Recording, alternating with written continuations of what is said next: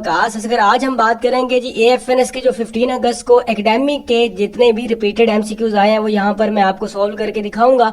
और आप अगर मेरी वीडियोस अभी से वॉच करना शुरू कर देंगी तो 2-3 दिन के अंदर अंदर जो हम एकेडमिक को कवर कर लेंगे, यानी कि जो भी डिफिकल्ट आ रहे हैं एमसीक्यूज वो सारे यहाँ पर कवर हो जाएंगे, क्योंकि रिपीटेडली आते हैं, again and again same academic आ रहा होता है। तो अगर आप एक्सपीरियंस को कर लेंगी अच्छे से तो फिर आपका भी एकेडमिक जो है वो पास हो जाएगा।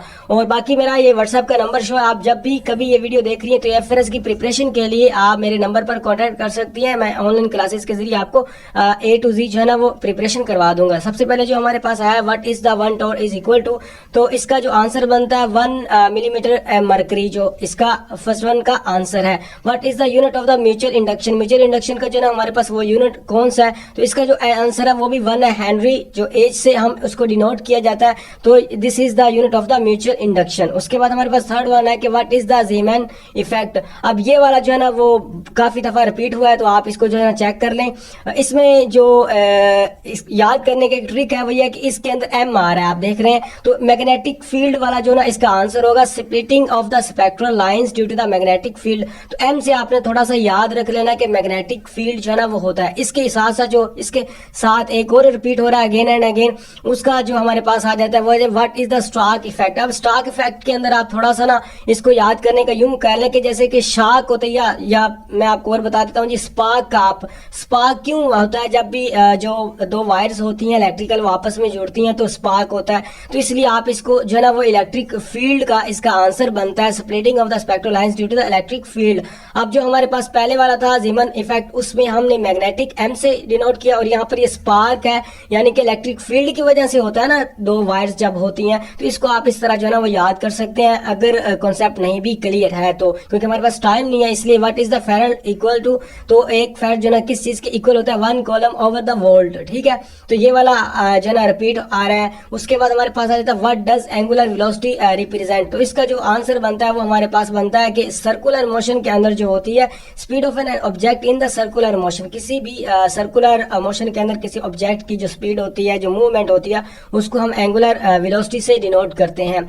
What is the linear velocity angle, linear velocity जो है ना वो एंगल कौन सा होता है, तो इसका ये हमारे पास आंसर बनता है the angle between the objects linear velocity vector and the tangent to its part. अब यहाँ पर थोड़ा सा आप देख लें, जो एमसीक्यूज हम अक्सर अपनी बुक के अंदर जो है ना वो छोड़ देते हैं, उनको स्किप कर देते हैं, जो कि हमारे माशाल्लाह से टीचर भी स्किप करवा देते हैं, और ये उसी में से ज्यादातर जो है ना वो आपके क्वेश्चंस आ रहे हैं, वो इसलिए थोड़ा ज्यादा डिफिकल्ट लग रहा है। In which phase does the growth of the bacteria takes place, तो लोगारिथमिक एक्सपेंशनल फेज जो है हमारे पास वो इसका आंसर बनता है लोगारिथमिक, जिसमें बैक्टीरिया जो है ना वो ग्रोथ करता है। वैसे ये माइक्रो ऑर्गेनिजम्स हैं और भी बहुत सारी चीजों में इनकी ग्रोथ होती है। The colour of the xanthophyll is, तो उसका जो है ना हमारे पास आता है येलो, इसका आंसर है। ये मैंने सारे फिक्स किए हैं जी, मतलब फिक्स से मुराद ये है कि सारे इसमें मिक्स है, फिक्स नहीं मिक्स है।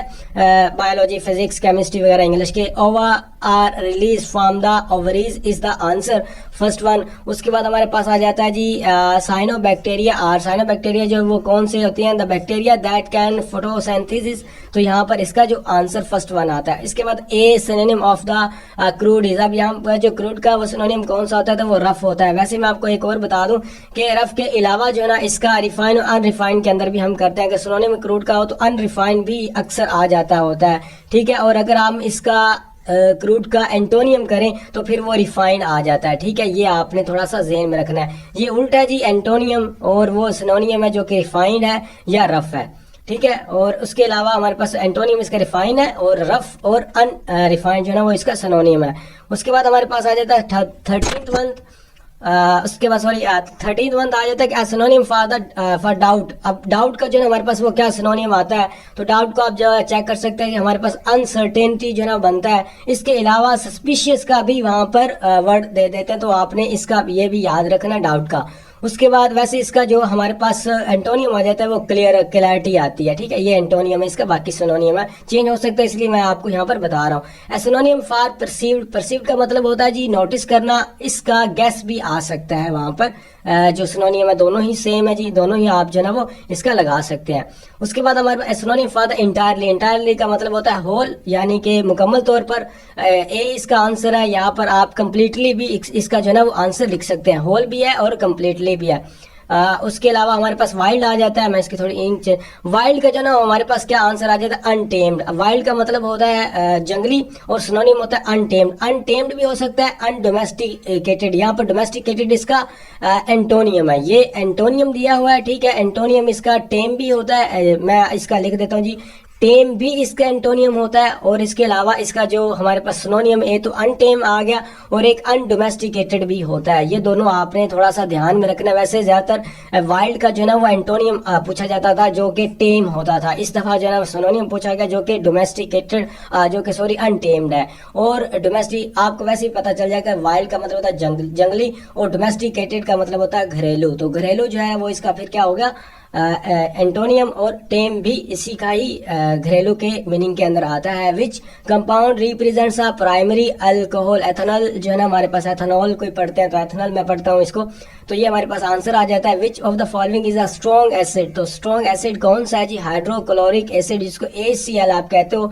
द आंसर इज बी, जो है ना वो हमारे पास करेक्ट आंसर है। उसके बाद the electronegativity of NaCl sodium chloride is, तो इसकी जो इलेक्ट्रोनेगेटिविटी होती है वो लो होती है। और भी ये हमारे जी आज के MCQ से और भी MCQs मैं आज इंशाल्लाह अपलोड कर दूंगा, नहीं तो कल। तो जो जो आते जाएंगे, जो जो रिपीट होते जाएंगे, वो मैं अपलोड करता जाऊंगा। तो मेरे साथ जो है ना वो आप अटैच रहें। और अगर अभी तक आपने वीडियो देखी है तो इस वीडियो के लिंक के अंदर जो है ना, इस वीडियो के डिस्क्रिप्शन के अंदर मैंने एक लिंक पेस्ट किया, जो कि व्हाट्सएप ग्रुप का है, जहाँ पर मैं एक्सपीरियंस वगैरह शेयर करता हूँ। तो उसको आप ज्वाइन कर सकती हैं फ्री ऑफ कॉस्ट, और वहाँ से अपने एक्सपीरियंस देख के उसको जो है ना वो प्रिपरेशन कर सकती हैं। अगर कोई बात पूछने वाली कोई क्वेरी है तो कमेंट बॉक्स में पूछ सकती हैं। कोई MCQ रॉन्ग वगैरह हो गया हो तो आप कमेंट बॉक्स में उसका आंसर दे दीजिएगा, क्योंकि मैंने इसको अच्छे से तैयार नहीं किया, जल्दी आए हैं और मैं जल्दी बना के जो है ना भेज रहा हूँ, क्योंकि जिनके एग्जाम्स वगैरह वो जल्दी से इनको प्रिपेयर कर लें। और इसके साथ साथ हम जो एकेडमिक है इसी तरह कवर करेंगे। जो वर्बल और नॉन वर्बल है ना, वो मेरे वाला ही रिपीटेड आ रहा है, जो पेड क्लासेस के अंदर मैंने पढ़ाया था, और इवन के ग्रुप के अंदर भी मैंने शेयर किया था। लेकिन वो पेड वालों का था वो 100% वही आ रहा है। और जो एकेडमिक है वो थोड़ा डिफिकल्ट था, तो सारी गर्ल्स जो है वो परेशान हो रही थी, तो इसलिए मैं थोड़ा सा इसको जल्दी जल्दी जो है